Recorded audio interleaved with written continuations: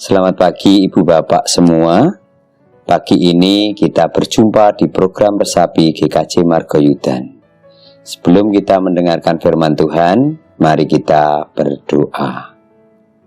Bapa yang di dalam surga, kami mengucap syukur semalam Tuhan sudah melindungi kami, memberkati kami di dalam tidur kami. Sehingga pagi ini Tuhan kami boleh dibangunkan dalam keadaan sehat. Kami bersyukur untuk penyertaan-Mu, dan sebelum kami melakukan aktivitas pagi ini, kami akan mendengarkan firman Tuhan. Biarlah firman-Mu menjadi suluh dan pelita bagi hidup kami. Dalam nama Tuhan Yesus kami berdoa. Amin. Ibu Bapak yang dikasihi Tuhan, pada pagi ini kita akan belajar firman Tuhan dari Matius 22 ayat 37 sampai 39. Demikian firman Tuhan. Jawab Yesus kepadanya, "Kasihilah Tuhan Allahmu dengan segenap hatimu dan dengan segenap jiwamu dan dengan segenap akal budimu. Itulah hukum yang terutama dan yang pertama. Dan hukum yang kedua yang sama dengan itu ialah kasihilah sesamamu manusia seperti dirimu sendiri." Ibu Bapak yang dikasihi Tuhan, judul renungan pagi ini menghidupi kasih Kristus dalam semangat kebangsaan. Di hari ini merupakan hari terakhir bulan kebangsaan. Kita selalu mengingat bahwa pada bulan kebangsaan ini kita selalu menekankan pentingnya persatuan, kesatuan, dan cinta tanah air. Sebagai orang percaya, kita dipanggil untuk tidak mengasihi Tuhan saja, tetapi juga mengasihi sesama manusia, termasuk mencintai bangsa dan negara kita. Sebagaimana kita memahami bahwa setiap orang adalah ciptaan Tuhan, begitu juga dengan negara tempat tinggal kita adalah bagian dari rencananya.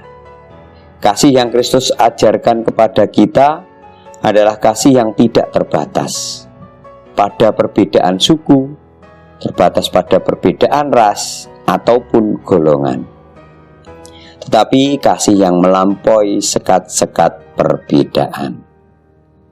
Ibu Bapak yang dikasihi Tuhan, dalam semangat kebangsaan, kita dapat menerapkan kasih Kristus dengan menjadi agen pemersatu, bukan pemecah belah.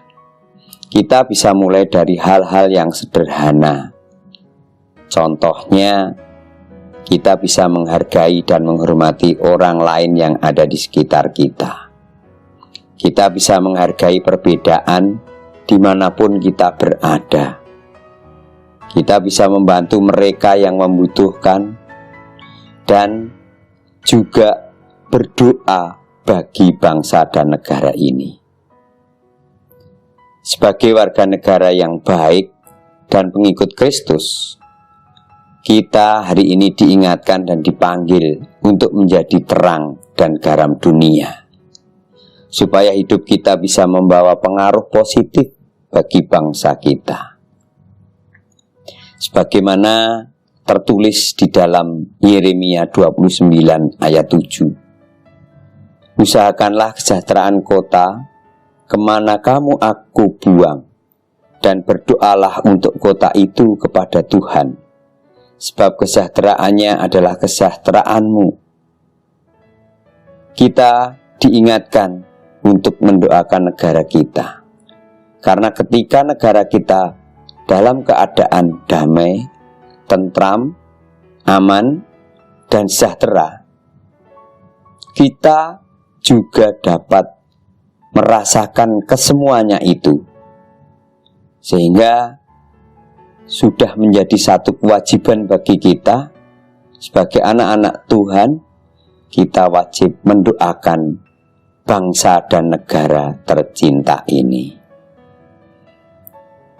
Muncul sebagai pertanyaan dalam kehidupan kita.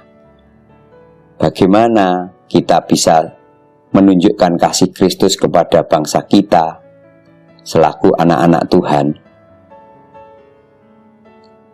Sudahkah kita juga menjadi saksi kasih Tuhan melalui tindakan nyata dalam hidup kita, khususnya dalam menjaga kesatuan dan kedamaian di tengah masyarakat?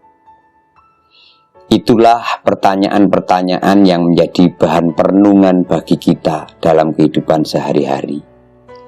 Oleh karenanya, mari kita tunjukkan kehidupan berbangsa dan bernegara kita ini selaku anak-anak Tuhan, menjadi anak-anak bangsa yang dapat menunjukkan hal positif dalam setiap sisi hidup kita. Kasih Kristus menyertai kehidupan ini. Amin. Kita tutup dengan berdoa. Tuhan Yesus, kami bersyukur atas bangsa dan negara kami.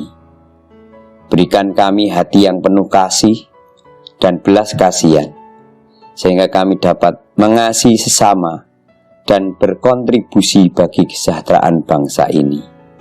Kiranya kasih-Mu terpancar melalui hidup kami dan membawa sejahtera dalam kehidupan orang-orang di sekitar kami. Dalam kasih Yesus, doa ini kami haturkan. Amin.